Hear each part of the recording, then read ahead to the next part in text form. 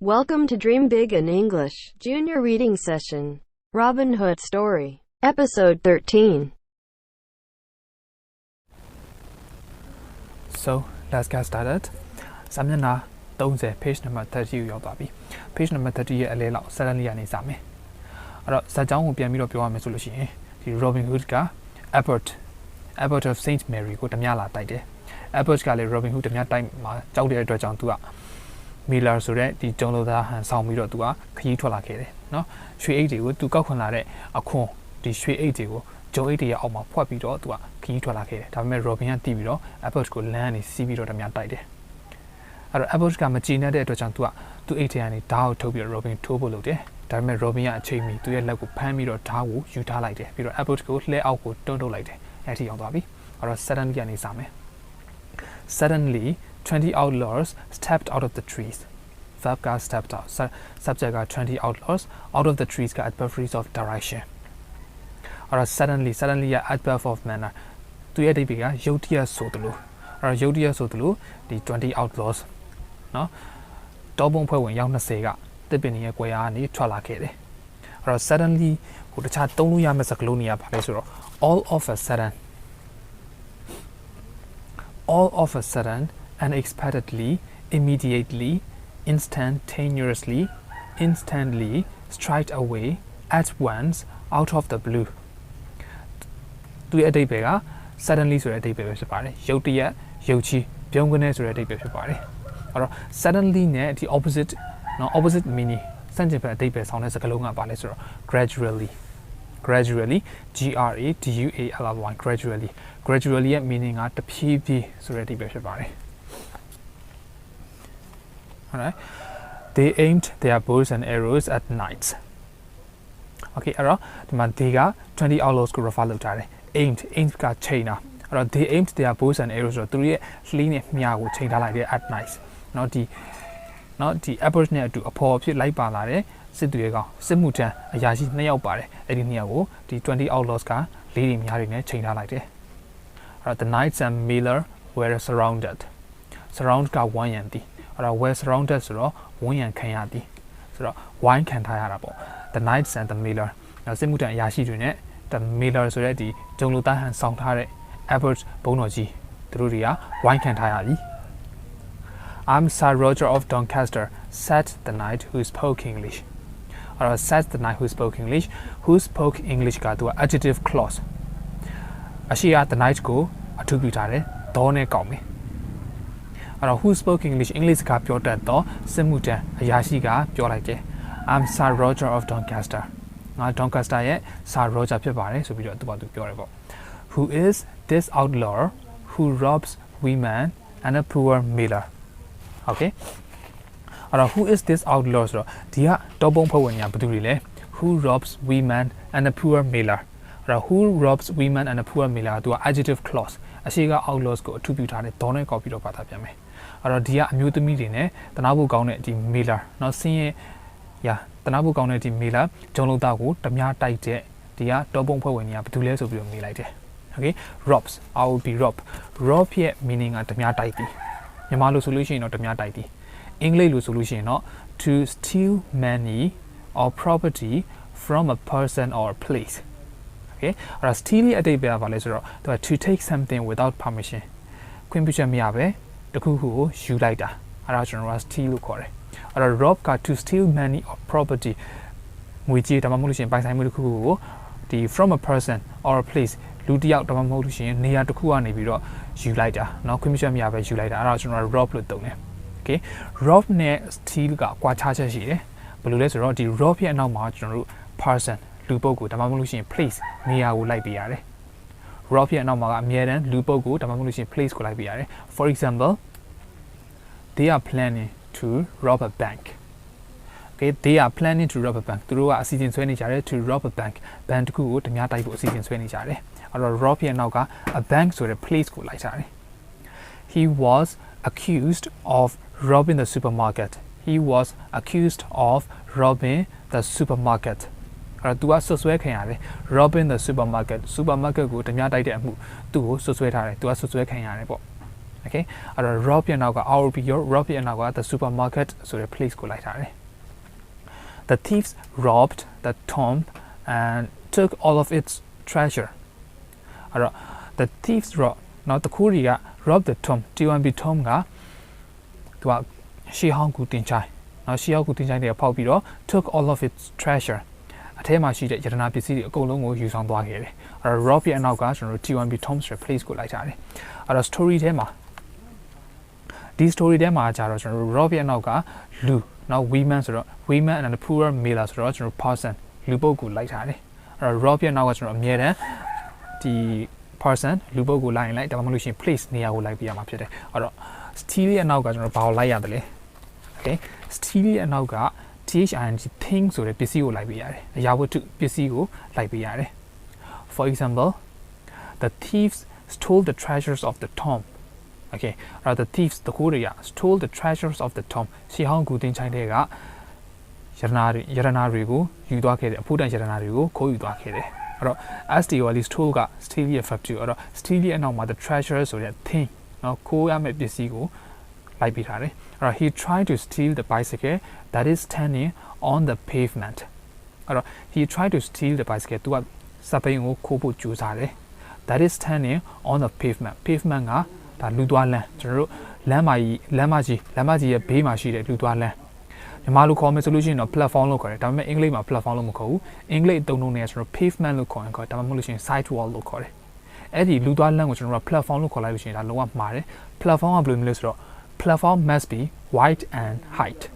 အဲ့တော့ platform must be wide ဆိုတော့ platform ကကျယ်ရမယ်ပြီးတော့ and height ဆိုတော့မြင့်ရမယ်အဲ့တော့ platform ဆိုတာကျွန်တော်ကျယ်လဲကျယ်ရမယ်ပြီးလို့ရှိရင်မြင့်လဲမြင့်ရမယ်အဲ့ဒါကျွန်တော် platform လို့ခေါ်တယ် okay ဒါပေမဲ့ဒီလူသွားလမ်းเนาะဒီ road လမ်းရဲ့ဘေးမှာရှိတဲ့လူတွေသွားတဲ့လမ်းကိုကျတော့ကျွန်တော်တို့က pavement PAVEMENT pavement လို့ခေါ်ရင်ဒါမှမဟုတ် SIDEWALK sidewalk လို့ခေါ်ရင်အဲ့နှစ်ခုတည်းတစ်ခုအသုံးပြရတယ်အဲ့တော့ that is standing on the pavement ဆိုတော့ဒီလူသွားလမ်းမှာရပ်ထားတော့စပိန်ကိုခိုးဖို့ကြိုးစားတယ် okay အဲ့တော့ steal ရဲ့နောက်က the bicycle ဆိုတဲ့ thing เนาะပစ္စည်းကိုကျွန်တော်လိုက်ပေးထားတယ်ဒါကတော့ steal နဲ့ rob ရဲ့ကွာခြားချက်ကလေးပေါ့ rob ရဲ့နောက်မှာကလူပုဂ္ဂိုလ်ဒါမှမဟုတ်လို့ရှိရင်နေရာကိုလိုက်ပေးရတယ် steal ရဲ့နောက်မှာက thing ဆိုတဲ့ပစ္စည်းကိုလိုက်ပေးရတယ် alright so I'm Robin Hood of Sherwood Forest answer Robin answer Robin ကပြောလိုက်တယ် I'm Robin Hood of Sherwood Forest ငါက Sherwood တော်ကြီးထဲမှာနေတဲ့ Robin Hood ပဲဖြစ်ပါတယ်ဆိုပြီးပြန်ပြောလိုက်တယ် and we shall see if this miller is really poor ကဆင်းရဲတော့ဆိုတော့ we shall see ငါတို့ကြည့်ကြသေးတာပေါ့ if this miller is really poor ဒီဂျုံလုံးသားကတကယ်တမ်းဆင်းရဲသလားဆိုတာကိုငါတို့ကြည့်ကြသေးတာပေါ့ okay အဲ့တော့ I have if ကိုကျွန်တော်တို့ကညာတော့အပြင်ဆိုလို့ရှိရင် conditional pattern အနေနဲ့သုံးတယ်သူကိုဒီ if pattern အနေနဲ့ကျွန်တော် conditional pattern အနေနဲ့ pattern ၄မျိုးရှိတယ် conditional pattern 0 conditional pattern 1 conditional pattern 2 conditional pattern 3ဆိုပြီးတော့ pattern ၄မျိုးရှိတယ် if နဲ့ပတ်သက်ပြီးတော့ကျွန်တော်သုံးလို့ရတဲ့ pattern ၄မျိုးရှိတယ်အဲ့ဒီ pattern ဒီအကြောင်းကိုကျွန်တော်အသေးစိတ် video တစ်ခုလုပ်ပေးထားတာရှိတယ်အဲ့ဒီ video ရဲ့ link ကိုအခု video ရဲ့ description မှာဖော်ပြပေးထားပါမယ် okay အဲ့တော့ဒီ sentence ထဲမှာသုံးထားတာကဒီ if ကိုသူက conditional pattern အဲ့လို pattern အနေနဲ့သုံးထားတာမဟုတ်ဘူးသူကကျတော့ weather WHETH က weather ဆိုတဲ့ပုံစံအနေနဲ့သုံးထားတာဖြစ်ပါတယ်အဲ့တော့ weather ရဲ့အဓိပ္ပာယ်ကဒီလုံမာလားမလုံဘူးလားပေါ့နော် whether you go or not သွားမှာလားမသွားဘူးလားအဲ့လိုပုံစံမျိုးအနေနဲ့ဒီမှာသုံးထားတာဒီမှာ we shall see ငါတို့ကြည့်ရသေးတာပေါ့ if this miller is really poor ဒီ miller ဒီဂျုံလုံးသားကတကယ်တမ်းဆင်းရဲသလားမဆင်းရဲဘူးလားအဲ့လိုမျိုးလားဟုတ်တယ်မလားမဟုတ်ဘူးလားအဲ့လိုမျိုးပုံစံမျိုးဆင်းရဲသလားမဆင်းရဲဘူးလားဆိုတာကိုငါတို့ကြည့်ကြသေးတာပေါ့ဆိုတဲ့ပုံစံမျိုးဖြစ်ပါတယ်အဲ့တော့ဒီ if ကိုအဲ့လိုပုံစံမျိုးဘယ်လိုမျိုးသုံးလို့ရသေးလဲဆိုတော့ we shall see no if this miller is really poor so I just want to know no I just want to know if sorry ဒီမှာ example ရေးထားတာရှိတယ် so I just wonder no I just wonder if you help me အဲ့တော့မင်းငါ့ကိုကူညီမလားမကူညီဘူးလားဆိုတာငါသိချင်တယ် wonder သိချင်တယ်အဲ့တော့မင်းငါ့ကိုကူညီမလားမကူညီဘူးလားဆိုတာငါသိချင်တယ်ဆိုတော့ကူညီမလားမကူညီဘူးလား if ကိုအဲ့လိုသုံးထားတယ် you will come to know if he is really good hearted person you will come to know မင်းသိလာပါလိမ့်မယ် if he is a really good hearted person သူကတကယ်တမ်းစိတ်ကောင်းရှိတဲ့သူဟုတ်တယ်လားမဟုတ်ဘူးလားဆိုတာကိုမင်းသိလာပါလိမ့်မယ်ဆိုတော့ I just want to know if we ought to take my umbrella with us I just want to know ငါသိချင်တယ် if we ought to take my umbrella with us ငါတို့တွေအပြင်သွားတဲ့အချိန်မှာထီယူသွားတင်သလားမယူသွားဘူးလားဆိုတာကိုသိချင်တယ်အဲ့လိုမျိုးလို့နော် weather ဆိုတဲ့အဓိပ္ပာယ်အမြင်နဲ့ဒီ IFF ကိုသုံးလာတာဖြစ်ပါတယ်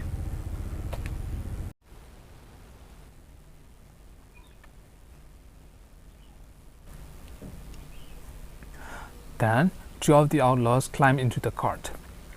Then two of the outlaws climbed into the cart. Verb climbed subject two of the outlaws into the cart adverb phrase of direction. So outlaws နော်တောပုံကြီးအဖွဲ့တောပုံနှစ်ယောက်က climbed into the cart လှဲပေါ်ကိုတက်လိုက်ကြတယ်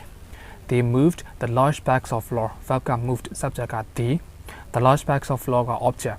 So subject verb object. They got two of the outlaws ကို refer လုပ်ကြတယ်အဲ့ဒီ outlaws Robin အဖွဲ့ဝင်နှစ်ယောက်က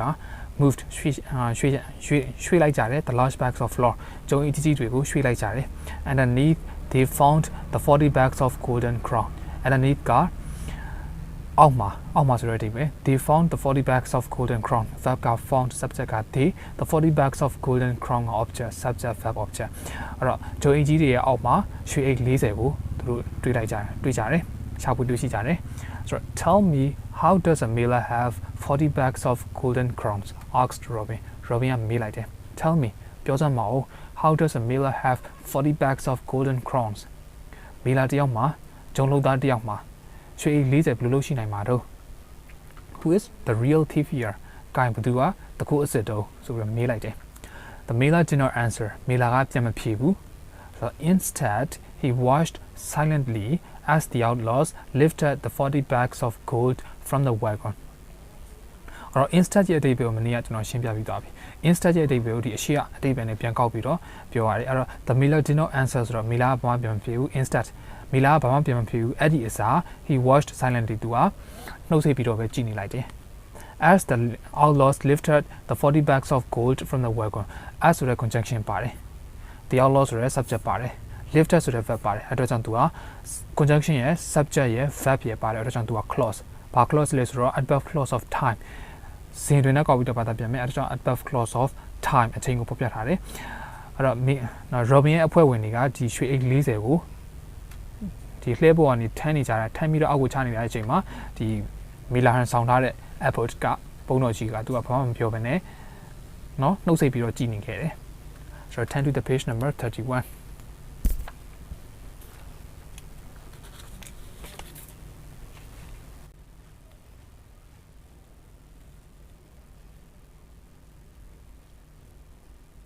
Now go in peace said Robin ကပြောလိုက်တယ်။ "Guy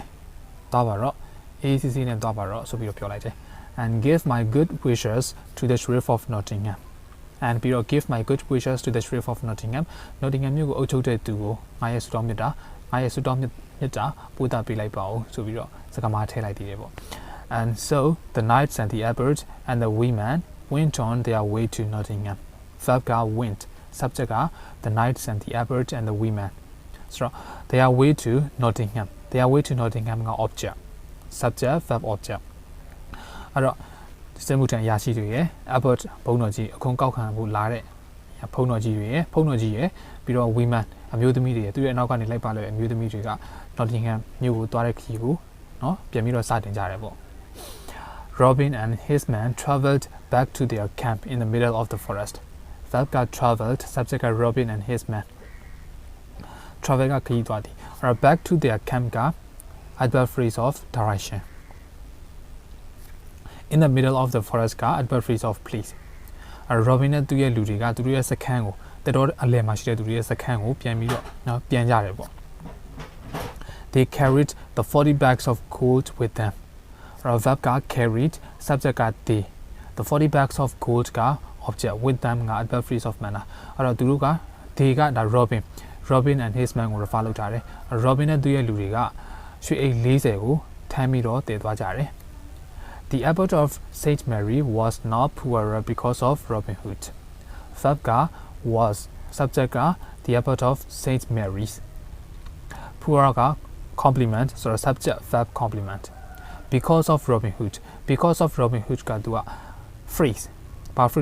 phrase လဲဆိုတော့ adverb phrase of reason အကြောင်းပြချက်ကိုဖော်ပြတဲ့ phrase ပဲဖြစ်ပါတယ်အဲ့တော့ Robin Hood ကြောင့် abbot of St. Mary အခွန်လာကောက်ခံတဲ့ ဖုန်းတော်ကြီးနော်တိုက်အုပ်ဖုန်းတော်ကြီးကမဆင်းရဲသွားပါဘူးအဲ့တော့ because of ရဲ့နောက်မှာ noun ကိုလိုက်ပေးရတယ်ဆိုတော့ဒီ sentence တွေမှာ because of ရဲ့နောက်မှာ Robin Hood ကိုလိုက်ထားတယ် Robin Hood က noun အဲ့တော့ because of ရဲ့နောက်မှာပုံတည်ကျွန်တော်တို့က noun ကိုလိုက်ပေးရမှာဖြစ်ပါတယ် because ရဲ့အနောက်မှာကျတော့ because of မဟုတ်ဘူး because ရဲ့အနောက်မှာ subject plus verb ကိုလိုက်ပေးရတယ်ဒါကတော့သူ့ရဲ့ပုံတည်မှတ်ထားမှာ because of ရဲ့နောက်မှာ noun ကိုလိုက်ပြီး because ရဲ့နောက်မှာ subject plus verb ကိုလိုက်ပေးအဲ့တော့ဒီ sentence ကိုကျွန်တော်တို့ because of နဲ့မသုံးဘဲနဲ့ because နဲ့သုံးမယ်ဆိုလို့ရှိရင်ဘယ်လိုဖြစ်သွားမလဲဆိုတော့သူက subject plus verb ထည့်ပေးရတယ်ဆိုတော့ the abbot of Saint Mary was not poorer because Robin Hood robbed him ဆိုတော့ Robin Hood ဆိုတဲ့ subject ပါတယ် robbed ဆိုတဲ့ verb ပါတယ်အဲ့တော့ because ရဲ့နောက်မှာ subject plus verb ကိုလိုက်ပေးရတယ် okay the gold had not been his it was tax that he had collected for the sheriff of Nottingham the gold has not been his ဒီရွှေတွေကသူ့ရဲ့ရွှေတွေမဟုတ်ပါဘူး it was tax အဲ့ဒါအခွန်ငွေတွေပါ that he had collected for the sheriff of Nottingham အဲ့တော့ that ဆိုတဲ့ conjunction ပါတယ် he ဆိုတဲ့ subject ပါတယ် had collected ဆိုတဲ့ verb ပါတယ်အဲ့တော့ conjunction ရဲ့ subject ရဲ့ verb ဖြစ်ပါတယ်အဲ့တော့ကြောင့်သူက clause ဘာ clause လဲဆိုတော့အရှိက tax ကိုအထူးပြုထားတဲ့အတွက်ကြောင့်သူက adjective clause ဒေါနဲ့ကောက်ပြီးတော့ဘာသာပြန်မယ်အဲ့တော့ sheriff of Nottingham မြို့ကိုအုပ်ချုပ်တဲ့သူအတွက်ကောက်ပေးရတော့အခွန်ငွေတွေပဲဖြစ်ပါတယ် but the abbot was still a very angry man verb က was subject က the abbot a very angry man က compliment ဆိုတော့ subject verb compliment still က adverb ပေါ့နော်ဒါပေမဲ့ abbot တိုက်အုပ်ဘုံတော်ကြီးက was still a very angry man ဒေါသတော်တော်ထွက်နေခဲ့တယ်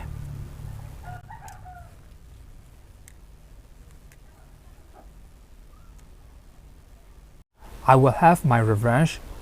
he said to the Roger of Doncaster so he က abbot of Saint Mary တိုက်အုပ်ဘုံတော်ကြီးကို refer လုပ်ထားတယ်အဲ့တော့တိုက်အုပ်ဘုံတော်ကြီးကပြောတယ် Roger of Doncaster ကသူနဲ့အတူအဖော်ဖြစ်လိုက်ပါလာတယ်ဒီတိုက်အုပ်ဘုံတော်ကြီးနဲ့အတူအဖော်ဖြစ်လိုက်ပါလာတယ်စစ်မှုထမ်းရရှိဒီစစ်မှုထမ်းရရှိကိုတိုက်အုပ်ဘုံတော်ကြီးကပြောလိုက်တယ် I will have my revenge ကလက်စားရှိတာဆိုတော့ I will have my revenge ကသူ့ကိုလက်စားပြန်ချိမယ် I do not care how long it takes but I will find a way to kill Robin Hood so I do not care ငါကိုကြီးမဆိုင်ဘူး how long it takes အချိန်ဘယ်လောက်ပဲကြာကြာငါကိုကြီးမဆိုင်ဘူးအဲ့တော့ကြာချိန်ကိုဖော်ပြချင်တဲ့အခါကျွန်တော်က TK take ကိုသုံးပြရတယ် is နဲ့ take နဲ့ကိုသုံးပြရတယ် for example ဆိုတော့ဒီစာအုပ်ကိုဖတ်ဖို့အချိန်တစ်ပတ်ကြာတယ်ဆိုတော့ it takes me 1 week to read this book မြို့ထဲသွားဖို့အချိန်တစ်နာရီကြာမယ် it takes me 1 hour to go to downtown အဲ့လိုမျိုးကြာချိန်ကိုဖော်ပြချင်ရင် is နဲ့ take နဲ့ကိုကျွန်တော်ကသုံးပြရတယ်အဲ့တော့ဒီမှာ how long it takes ဆိုတော့အချိန်ဘယ်လောက်ပဲကြာကြာ I do not care ငါကိုကြီးမဆိုင်ဘူး but I will find a way to kill Robin Hood I will find a way ငါနီးလန်းကိုရှာမယ် to kill Robin Hood ကိုတတ်ဖို့အတွက်ငါနီးလန်းကိုရှာမယ်အဲ့တော့ kill kill ကတတ်တယ်သူက verb noun က killer killer killer killer အဲ့တော့ kill နဲ့အဓိပ္ပာယ်ချင်းဆင်တူတဲ့စကားလုံးတွေဒီမှာ assassinate assassinate အဲ့တော့ noun က assassin assassin အဲ့တော့ expire expire က verb အဲ့တော့ noun က expiration murder murder verb လဲ murder noun လဲ murder verb အနေနဲ့ဆိုလို့ရှိရင်တော့လူသတ်မှုကျူးလွန်သည် noun အနေနဲ့ဆိုလို့ရှိရင်တော့လူသတ်မှု murderer murderer ကြတော့ဒါလူသတ်သမားနော်အဲ့တော့ kill ကကြတော့လူသတ်သည်အဲ့တော့ kill လူသတ်တယ်ဆိုလို့ရှိရင်လူသတ်မှုဖြစ်တယ်ဆိုလို့ရှိရင်အကြောင်းရင်းနှစ်ခုရှိရမယ် sorry အကြောင်းရင်းရှိရမယ်နော်အကြောင်းရင်းရှိရမယ်သူက hatred or many ငွေကြေးကြောင့်ဒါမှမဟုတ်လို့ရှိရင်အမုန်းတရားကြောင့်လူသတ်မှုကျူးလွန်နေဆိုလို့ရှိရင်ကျွန်တော် kill ကိုသုံးပြရတယ် alright ဒါပေမဲ့ဒီနိုင်ငံရေးရနော်လှုပ်ကျင်တယ်ဒီနိုင်ငံရေးရတမတာပဲဖြစ်ဖြစ်ဝန်ကြီးချုပ်ပဲဖြစ်ဖြစ်အဲ့လိုမျိုးအရေးပါတဲ့ပုံကိုတရားကိုကျွန်တော်နိုင်ငံရေးရလှုပ်ကျင်နေဆိုလို့ရှိရင် assassinate ကိုသုံးပြရတယ်အဲ့လိုမျိုးလှုပ်ကျင်တဲ့သူကို assassin လို့ခေါ်တယ် alright so expire ကြတော့ဒါဆေးရုံမှာသုံးတဲ့အသုံးလုံးလေးဆရာဝန်တို့ nurse တို့သုံးတဲ့အသုံးလုံးလေးဆိုတော့ expire ကြတော့သူကတက်တန်းဘယ်လိုပြောမလဲတက်တန်းစစ်သွားတယ်ပေါ့နော်တည်ဆုံးသွားတယ်သူကဆေးရုံမှာသုံးတဲ့အသုံးလုံးအဲ့ဒါကျွန်တော် expire လို့ခေါ်တယ် expiration နောက်နေရကြတော့ expiration murder murder က murder ကြတော့လူတတ်တာသူကကြတော့လူတတ်မှုလည်းပြောလို့ရတယ်လူတတ်မှုလည်းပြောလို့လူတတ်မှုကျူးလွန်တယ်လို့လည်းသူကသုံးလို့ရတယ်ဆိုတော့ verb အနေနဲ့သုံးလို့ရတယ် noun အနေနဲ့သုံးလို့ရတယ်အဲ့တော့ murderer ကြတော့ noun သူကလူတတ်သမား right ဒါကြတော့ kill နဲ့ပတ်သက်တဲ့ကျွန်တော်အသုံးလုံးဆင်တူတဲ့အသုံးလုံးဆင်တူယူမှရှိတဲ့အသုံးလုံးတွေပေါ့နော်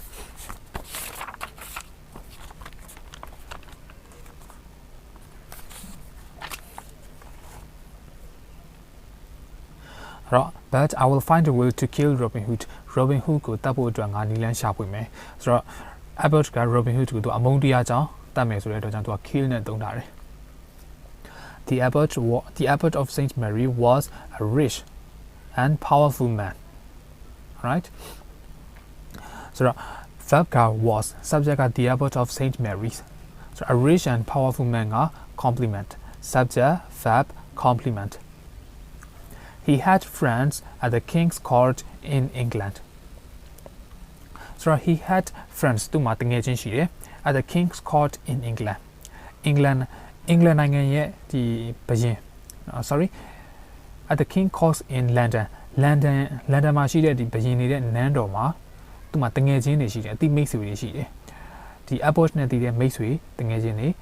ဒီဘရင်ရဲ့နန်းတော်မှာအမှုထမ်းနေကြတယ်ပေါ့အဲ့တော့ COURD court oops power blackout အဲ့တော့ဒီ sentence ထဲမှာ court ကိုနန်းတော်အနေနဲ့သုံးထားတယ်အဲ့တော့ court ကိုတခြားသုံးလို့ရတဲ့အဓိပ္ပာယ်တွေရှိသေးတယ် okay ဆိုတော့ဒီမှာ the place where crimes etc are judged အဲ့တော့ပြစ်မှုတွေကိုစီရင်တဲ့နေရာဆိုတော့သူကတရားရုံးတော်ပေါ့အဲ့တော့တရားရုံးတော်ကိုလည်း court နဲ့သုံးတယ်ဆိုတော့ the civil courts ဆိုလို့ရှိရင်တရားမရုံး the criminal courts ဆိုလို့ရှိရင်ရာဇဝတ်ရုံးစရှိဖြင့်တရားရုံးကိုခွဲထားတယ်အဲ့တော့ example တွေကြည့်လိုက်ကြမယ်ဆိုတော့ they took their landlord to court for breaking the contract ဆိုတော့ took somebody to court ရဲ့အဓိပ္ပာယ်က not took somebody to court ရဲ့အဓိပ္ပာယ်ကသူကတရားစွဲသည်ဆိုတဲ့အဓိပ္ပာယ်ဆိုတော့ I took your I will take you to court ဆိုလို့ရှိရင်ငါမင်းကိုတရားစွဲလိမ့်မယ်ဆိုတော့ they took their landlord to court ဆိုတော့သူတို့က landlord ကိုတရားစွဲတယ် landlord ကမြေပိုင်ရှင်ကိုတရားစွဲကြတယ် for breaking the contract စာချုပ်မှာပါတဲ့စီမင်းစည်းကမ်းတွေကိုချိုးဖောက်တဲ့အတွက်သူတို့ကတရားစွဲကြတယ် The case took 5 years to come to court The case took 5 years to come to court to come to court ရဲ့ meaning ကto be heard by the court to be heard by the court တရားရုံးမှာအမှုကြားနာတာအဲ့တော့ဒီအမှုကိစ္စကို9နှစ်လောက်တရားရုံးမှာအမှုကြားနာခဲ့ရတယ်အမှုရင်ဆိုင်ခဲ့ရတယ်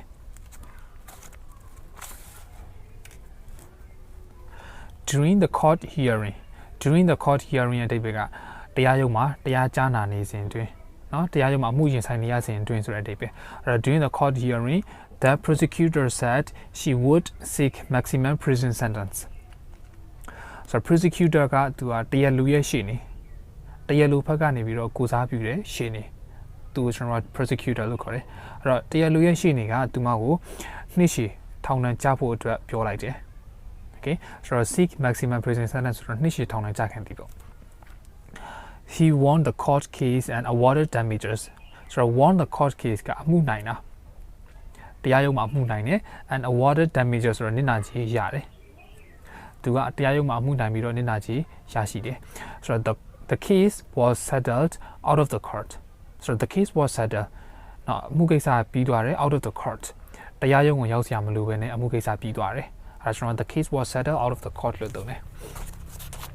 အဲ့တော့ court ကို noun အနေနဲ့လည်းသုံးရသေးတယ်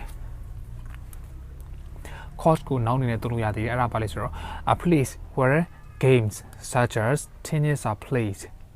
ဆိုတော့နေရာတစ်ခု where games such as tennis လိုမျိုးကစားတဲ့နော်နေရာတစ်ခုကိုကစားကွင်းကိုကျွန်တော်က court လို့ခေါ်တယ်ဆိုတော့ a tennis court တင်းကစားကွင်း a badminton court ကစားကွင်း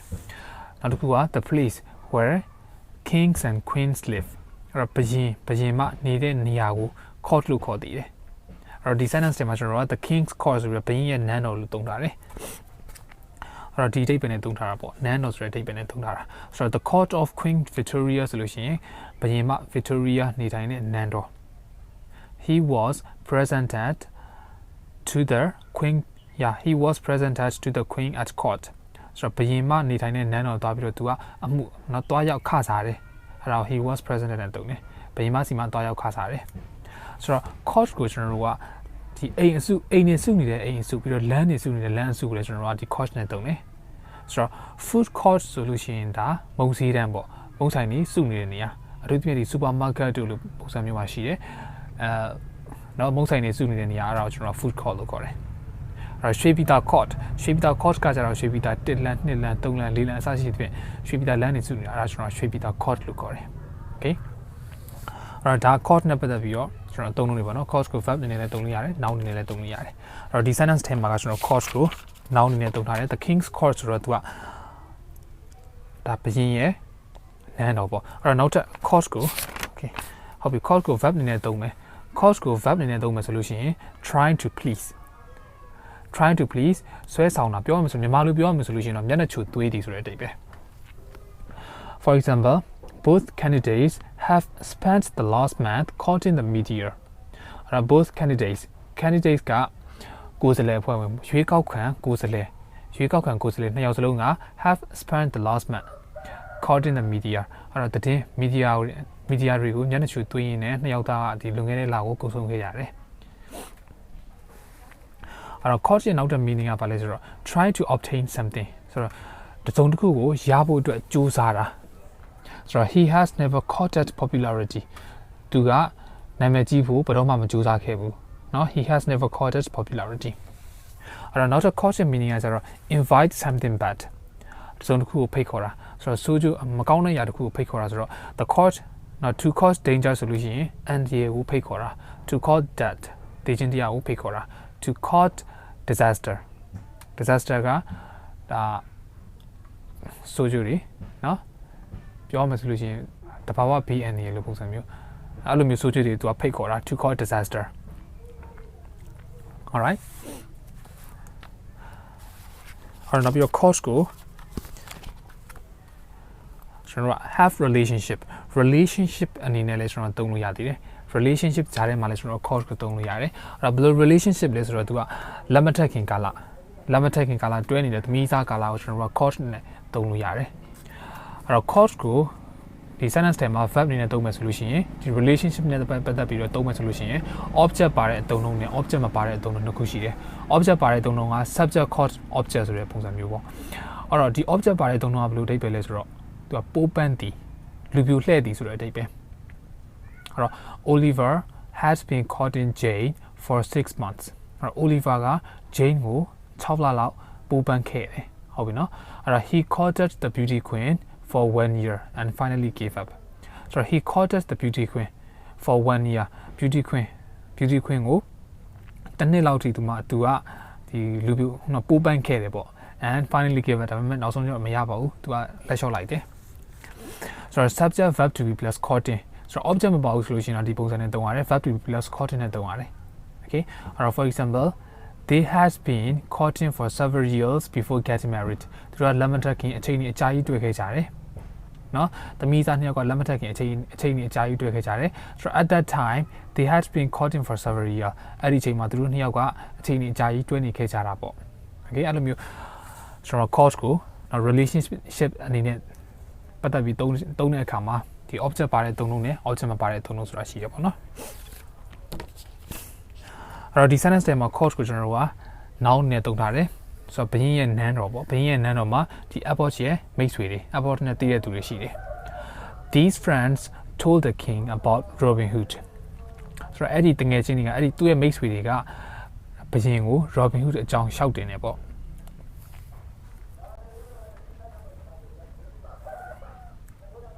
40 bags of gold shouted King Henry angrily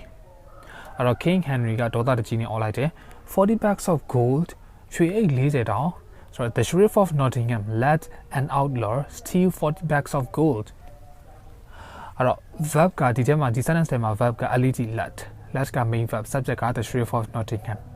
and outlaw က object ဆိုတော့ subject verb object အဲ့တော့ steal the 40 bags of gold steal ရဲ့ရှေ့မှာ to ကိုမြုပ်ထားတယ်ဘာလို့မြုပ်ထားတာဆိုတော့ဘာလို့မြုပ်ထားရလဲဆိုတော့ဒီအနောက်က let ကြောင့်မြုပ်ထားတယ်ဆိုတော့ let နော် see here here watch see here watch let make make feel feel be help အဲ့ဒီစကားလုံးခုနှလုံးရဲ့အနောက်မှာကျွန်တော်က2 plus verb form ပါတယ်ဆိုလို့ရှိရင်2ကိုမြုပ်ပြီးတော့ကျွန်တော်တို့ verb form အတိုင်းပဲသုံးပြရတယ်ဆိုတော့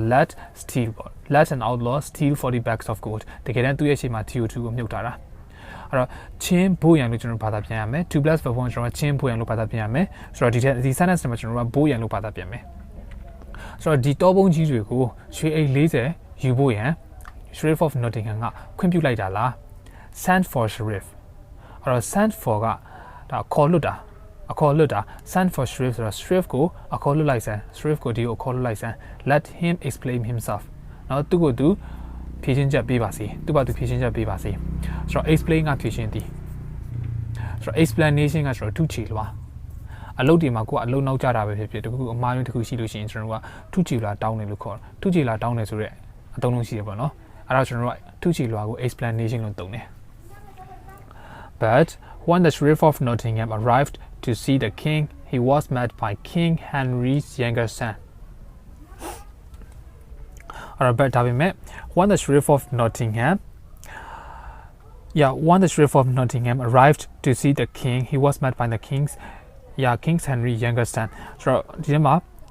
verb အဓိက main verb ကိုလိုက်ရှာမယ် main verb က was met so when the Sheriff of Nottingham arrived to see the king ကသူက clause one ဆိုတဲ့ conjunction ပါတယ် the Sheriff of Nottingham ဆိုတဲ့ subject ပါတယ် arrive ဆိုတဲ့ verb ပါတယ် conjunction ရဲ့ subject ရဲ့ verb ဖြစ်ပါတယ်တော့ကျွန်တော်သူက clause ဘာ clause လဲဆိုတော့ adverb clause of time အချိန်ကိုဖော်ပြထားတယ်so Sheriff ဒီ Sheriff ကဘုရင်ကိုလာတွေ့တဲ့အချိန်မှာ he was met by King Henry younger son အဲ့တော့ king ဘုရင်ရဲ့သားအငယ်ဆုံးသားနဲ့ပဲသူကတွေ့ရတယ် Prince John လို့ခေါ်တဲ့အငယ်ဆုံးသားနဲ့ပဲသူကတွေ့ရတာပေါ့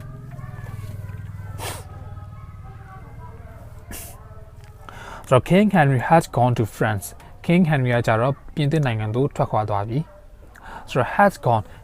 ကထွက်ခွာသွားပြီ။အဲ့တော့ King Henry had gone to France ဆိုတော့ King Henry ကပြင်သစ်နိုင်ငံသို့ထွက်ခွာသွားပြီ။အဲ့တော့ဒီစကားပြောတဲ့အချိန်မှာ King Henry ကပြင်သစ်နိုင်ငံသို့ထွက်ခွာသွားပြီပြင်သစ်နိုင်ငံသို့ရောက်ချင်လဲရောက်မယ်မရောက်ပင်နဲ့လမ်းတစ်ပိုင်းမှာဖြစ်ချင်လဲဖြစ်မယ်။အဲ့တော့ထွက်ခွာသွားပြီနေရာတစ်ခုကနေထွက်ခွာသွားပြီလို့ပြောချင်တဲ့အခါမှာကျွန်တော် had gone ကိုသုံးပြရတယ်။ had gone ပုံစံမျိုးကျွန်တော် had been ဆိုတဲ့အသုံးအနှုန်းတစ်ခုရှိသေးတယ် has been ကဘာလဲဆိုတော့ရောက်ဖူးသည်ဆိုတဲ့အဓိပ္ပာယ်ဆိုတော့ has been to France ဆိုလို့ရှိရင်ပြင်သစ်နိုင်ငံသို့ရောက်ဖူးသည် has been to Japan ဆိုလို့ရှိရင်ဂျပန်နိုင်ငံသို့ရောက်ဖူးသည် has been to England ဆိုလို့ရှိရင်အင်္ဂလန်နိုင်ငံသို့ရောက်ဖူးသည်အစရှိဖြင့် has been နဲ့ has gone နဲ့ကျွန်တော်မှားတတ်ကြတယ် has gone ကကျတော့ထွက်ခွာသည် has been ကရောက်ဖူးသည်ဆိုတဲ့အဓိပ္ပာယ်ပေါ့နော် he has left to fight a war against the French king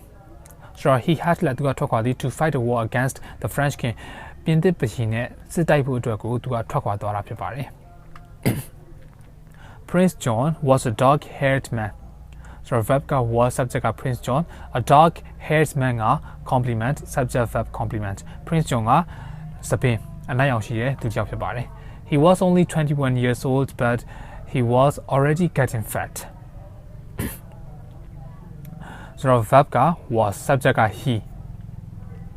he က Prince John ကို refer လုပ်ထားတယ် only 21 years old က complement subject verb complement but he was already getting fat but ဆိုတဲ့ conjunction ပါတယ် he ဆိုတဲ့ subject ပါတယ် was getting fat ဆိုတော့ဒီမှာ was ဆိုတဲ့ verb ပါတယ်အဲ့တော့ကြောင့်သူက conjunction ရဲ့ subject verb ဖြစ်ပါတယ်အဲ့တော့ကြောင့်သူက clause ဘာ clause လဲဆိုတော့ adverb clause of contract စံချိန်ဘက်ကိုပြထားတယ်အရှိမပါတဲ့အဓိပ္ပာယ်စံချိန်ဘက်ကိုဖော်ပြထားတယ်ဆိုတော့ Prince John ကအသက်22နှစ်ပဲရှိသေးတယ်ဒါပေမဲ့သူကဝါလုံးနေခဲ့တယ်အဝလုံးနေခဲ့တယ်ပေါ့ John loved food and he often ate so much that he became ill အဲ့တော့ verb က loved loved subject က food subject က John ဆိုတော့ object က food အဲ့တော့ John loved food John ကဒီမင်းသား John ကအစားအသောက်တွေစားတာကိုနှစ်သက်တယ် and he often ate so much that he became ill အဲ့တော့ so adjective that much match ကကြတော့ဒီမှာ adverb ဆိုတော့ so adverb that so adjective that ဆိုတဲ့ပုံစံတစ်ခုရှိတယ်ပေါ့နော်အဲ့တော့မှာ so adverb that ဒီမှာ match ကကြတော့ adverb ဆိုတော့ so much that he became ill ဆိုတော့ तू ကနေမကောင်းဖြစ်လောက်အောင်ကို तू အစားအသောက်တွေကိုစားလွန်းတယ်အဲ့တော့ဒီမှာ so adjective that so adverb that ကိုကျွန်တော်ပြပြချင်တယ်သူရဲ့အဓိပ္ပာယ်ကလောက်အောင်ကိုဆိုတဲ့အဓိပ္ပာယ်ပေါ့နော်အဲ့တော့ pattern အနေနဲ့ကကြတော့ so adverb ဒါမှမဟုတ်လို့ရှိရင် adjective that ဆိုတဲ့ပုံစံရှိမယ်ဒါပေမဲ့ noun နဲ့ကျွန်တော်တို့သုံးမှဆိုလို့ရှိရင်တော့ such noun that လို့သုံးပြရတယ် Okay အဲ့တော့ example ကြည့်လိုက်လို့ရှိရင်တော့နားလည်တော့ပါလိမ့်မယ် He tried so hard that he stood first in the class So he tried so hard that he stood first in the class သူအတန်းထဲမှာပထမရလောက်အောင်ကိုသူကစူးစမ်းလွန်နေစာစူးစမ်းလွန်နေအတန်းထဲမှာပထမရလောက်အောင်ကိုသူကစာဒီအရန်စူးစမ်းလွန်နေ Myamya is so beautiful that she can be an actress အဲ့တော့ Myamya is so beautiful that Myamya ကအရန်လှပလွန်နေဘယ်လောက်ထိအောင်လှပရလဲဆိုတော့ she can be an actress she can be an actress သူမကဒီရုပ်ရှင်မင်းသမီးဖြစ်လောက်အောင်ကိုလှပလွန်နေ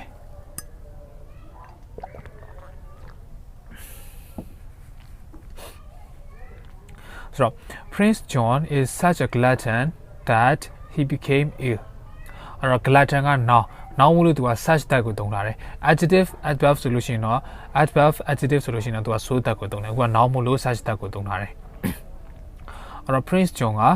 glutton ကအစပုတ်အစားအများကြီးစားတဲ့သူအစပုတ်ကိုကျွန်တော် glutton လို့ခေါ်တယ်ဆိုတော့ Prince John ကဒါသူ့ကိုသူနေမကောင်းဖြစ်လောက်အောင်ဒီကိုအစားပုတ်လုံးနဲ့သူတယောက်ဖြစ်ပါတယ်နေမကောင်းဖြစ်လောက်အောင်ဒီကိုအစားပုတ်လုံးနဲ့သူတယောက်ဖြစ်တယ် Oliver is such a good doctor that everyone loves him အဲ့ Oliver ကလူတိုင်းချစ်ခင်လောက်အောင်ကိုတော်တယ်ဆရာဝန်တယောက်ဖြစ်ပါတယ်အဲ့ဒါ so adverb adjective that ဆိုတဲ့သုံးတဲ့ပုံစံပေါ့နော်နောက်တော့ so that သုံးတဲ့ပုံစံတစ်ခုရှိသေးတယ်သူနဲ့ပတ်တန်ချင်းတော့ဆင်တူတဲ့ဒါမှအတိတ်ပဲကလုံးဝကွာသွားတယ်ဆိုတော့ so that ရဲ့အတိတ်ပဲကဘာလဲဆိုတော့ဇေယံဆိုတဲ့အတိတ်ပဲဖြစ်ပါတယ်ဆိုတော့ in order to သုံးတဲ့ပုံစံနဲ့တူတူပဲဖြစ်ပါတယ်အဲ့တော့ pattern အနေနဲ့ကကြတော့ဒါ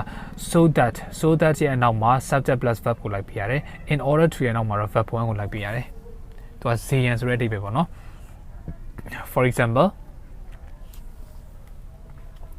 he went abroad so that he could earn more money so he went abroad သူကနိုင်ငံခြားထွက်သွားခဲ့တယ် so that he could earn more money သူကပတ်စံနေအများကြီးရှာနိုင်နော်ရှာနိုင်စေရန်အတွက်နိုင်ငံခြားကိုထွက်ခွာသွားတယ်ဆိုတော့ဒီမှာ so that နဲ့မသုံးမနဲ့ in order to နဲ့သုံးမယ်ဆိုလို့ရှိရင်တော့ he went abroad in order to earn more money နော်သူကပတ်စံနေအများကြီးရှာနိုင်ဖို့ရန်ရှာနိုင်စေရန်သူကပတ်စံနေအများကြီးရှာနိုင်ဖို့ရန်ရှာနိုင်စေရန်နိုင်ငံခြားသို့ထွက်သွားတယ်ဆိုတော့ so that ရဲ့နောက်မှာ subject verb ကိုလိုက်ပြရတယ်ဒီ in order to ရဲ့နောက်မှာတော့ verb 1ကိုလိုက်ပြရတယ်နောက်တစ် example တစ်ခုက he walks out at gym every day so that he keeps himself fit အဲ့တော့ he walk out at gym every day သူက gym မှာနေတိုင်း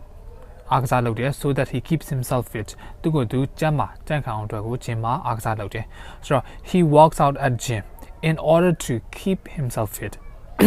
နော်အတိတ်ပြကတော့အတူတူပဲကျန်းမာဖို့ရန်သူကိုသူကျန်းမာဖို့ရန်အတွက်ကိုဂျင်မှာအားကစားလုပ်တယ်ဆိုတော့ in order to ရဲ့နောက်က verb 1လိုက်ပြရတယ် so that ရဲ့နောက်က subject plus verb ကိုလိုက်ပြရတယ်ဒါကတော့သူရဲ့ pattern လေးပေါ့နော်အဲ့တော့ so adjective that ဒီအခု sentence တွေမှာ story ရဲ့ sentence တွေမှာကြတော့ so adverb that ကိုသုံးထားတယ်ဆိုတော့သူကလောက်အောင်ကိုပေါ့သူကနေမကောင်းဖြစ်လောက်အောင်ကိုအစားအသောက်တွေအများကြီးစားတယ် he often ate so much that he became ill good sheriff of Nottingham John said အဲ့တော့ John ကပြောလိုက်တယ်မင်းသား John ကပြောလိုက်တယ်Good sheriff of Nottingham ဆိုပြီးတော့သူကနှုတ်ဆက်လိုက်တာပေါ့ I hear that we have a problem ဆိုတော့ငါတို့မှာပြဿနာတက်နေရလို့ကြားတယ် What shall we do about this outlaw called Robin Hood ဆိုတော့ called Robin Hood လို့ခေါ်တော့ဒီတောပုံကြီးတွေကိုငါတို့ဘယ်လိုလုပ်ကြမလဲမေးလိုက်တယ်ပေါ့နော်ဒီ Prince John ကနေပြီ My lord I shall take care of it said sheriff ကပြန်ပြောတယ် My lord အရှင်ကျွန်တော်ဒီကိစ္စကိုတာဝန်ယူလိုက်ပါမယ် I shall take care of it I promise you that I will catch Robin Hood and hang him so promise ကဂတိပေးသည်ကျွန်တော်ဂတိပေးပါတယ်ကျွန်တော်အရှင်ကိုဂတိပေးပါတယ်ဒီ Robin Hood ကိုဖမ်းပြီးတော့ကြိုးပေးမယ်ဆိုတာကိုဂတိပေးပါတယ်အဲ့တော့ promise ကဂတိပေးသည်ဂတိတည်တာကကျတော့ keep promise KEP keep PROMISE promise ဂတိဖြတ်တာကကျတော့ break promise BREAK break PROMISE promise break promise Okay အဲ့တော့ Sheriff of Nottingham ကဒီ Prince John ကိုဂတိပေးလိုက်တယ် Robin Hood ကိုဖမ်းပြီးတော့ကြိုးပေးမယ်ဆိုပြီးတော့ဂတိပေးလိုက်တယ် Alright so let's turn to page number 32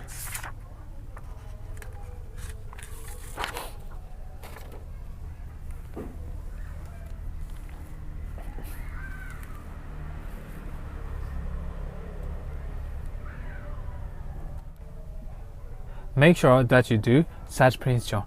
Johnပြောတယ် make sure that you do အသေးချာလုပ်နော်ဆိုပြီးပြောတယ်ဆိုတော့ also note this that after his death my father wishes me to become king of England ပြီးတော့ also note this ပြီးတော့ဒါကိုလည်းသိထားအောင် that after his death ဆိုတာဒါသူ့အဖေနော် his ကဒါ my father ကို refer လုပ်တာလားအဲ့သူ့အဖေနော်ဒီဘယင်သူ့အဖေဘယင်ကြီးတည်သွားတဲ့အချိန်မှာmy father wishes me to become king of England ဒါငါရဲ့ဖေကငါ့ကိုဘယင်ဖြစ်စေချင်တာသူတည်ပြီးတဲ့နောက်ပိုင်းငါရဲ့ဖေကငါ့ကိုဘယင်ဖြစ်စေချင်တယ်ပေါ့ he does not want Richard to become king သူက Richard ကိုဘယင်မဖြစ်စေချင်ဘူး he က my father refer လုပ်ထားတယ် and when I am king I will need good servants like you so when I am king ငါဘယင်ဖြစ်တဲ့ချိန်ကျရင် I will need good servants like you ငါမင်းလိုမျိုးဒီတစ္ဆာတော်ခံတဲ့လူတွေလိုအပ်တယ် the Sheriff of Nottingham ဆိုပြီးပြောလိုက်တယ်ပေါ့နော် the Sheriff bowed his head to Prince John အဲ့တော့ Sheriff က bowed ဦးညွှတ်လိုက်တယ်to Prince John ဆိုတော့ Prince John ကိုဦးညွှတ်လိုက်တယ် my lord you know that I'm your true servant he said အဲ့တော့ he က Sheriff of Nottingham ကိုပြောတာအဲ့တော့ my lord ကျွန်တော်အချင်းနော်ကျွန်တော်ရဲ့အရှင်သခင် you know that အရှင်ဒီပါသလား I'm your true servant ကျွန်တော်မျိုးကအရှင်ရဲ့ဒါတစ္ဆာတော်ခံနော်တစ္ဆာတော်ခံဆိုတာကိုအရှင်ဒီပါတစ္ဆာတော်ခံဖြစ်ပါတယ်ဆိုပြီးပြောလိုက်တယ်ပေါ့နော် good said Prince John ကောင်းတော့ပေါ့ as you know my brother Richard likes fighting so as you know ကဒါမင်းသိတဲ့အတိုင်းပဲ ESS ကိုဇင်တွင်တော့ကြောင့်တကယ်သူလို့ဘာသာပြန်မယ်ဆိုတော့ဒီ sentence မှာကျွန်တော်တကယ်သူလို့ဘာသာပြန်ရမယ်ဆိုတော့မင်းသိတကယ်သူဆိုတော့မင်းသိတဲ့အတိုင်းပဲ my brother Richard likes fighting ငါရဲ့အကိုနော် Richard က likes fighting တိုက်ခိုက်တာကိုသဘောကျတယ်တိုက်ခိုက်တာကိုဝါသနာပါတယ် he believes in truth and justice ဆိုတော့ तू ကဒီအမှန်တရားတွေပြီးလို့ရှိရင်တရားမျှတမှုတွေကိုယုံကြည်တယ်နော် but ဒါပေမဲ့ I think you are a man like myself good Sheriff but ဒါပေမဲ့ I think ငါထင်ပါတယ် you are a man like myself မင်းကငါလိုမျိုးငါနဲ့သဘောထားချင်းတူတယ်သဘောတည်းဆိုတာကိုယုံကြည်ပါတယ် we both know that the most important thing in life is money we both know ငါတို့နှစ်ယောက်လုံးသိတယ် the most important thing in life is money ဘဝမှာအရေးကြီးဆုံးကပတ်စံမယ်ဆိုတာကိုငါတို့နှစ်ယောက်လုံးသိတယ်အဲ့ဒါမင်းနဲ့ငါနဲ့သဘောထားရှိလိမ့်မယ်ဆိုတာကိုငါယုံကြည်တယ်ဆိုပြီးတော့ပြောတယ်ပေါ့နော် okay အဲ့တော့ Sheriff of Nottingham ကဒီသူ့ရဲ့အနောက်မှာကြောထောင်းနောက်ခံအနေနဲ့ Prince John ရှိပါပြီဆိုတော့ Robin Hood နဲ့ Sheriff of Nottingham နဲ့ဘယ်လိုမျိုးအားပြိုင်ကြမလဲဆိုတော့နောက်တစ်ဗီဒီယိုမှာဆက်ပြီးတော့လေ့လာကြပါမယ် so please make sure subscribe my channel and I'll see you in the next video bye bye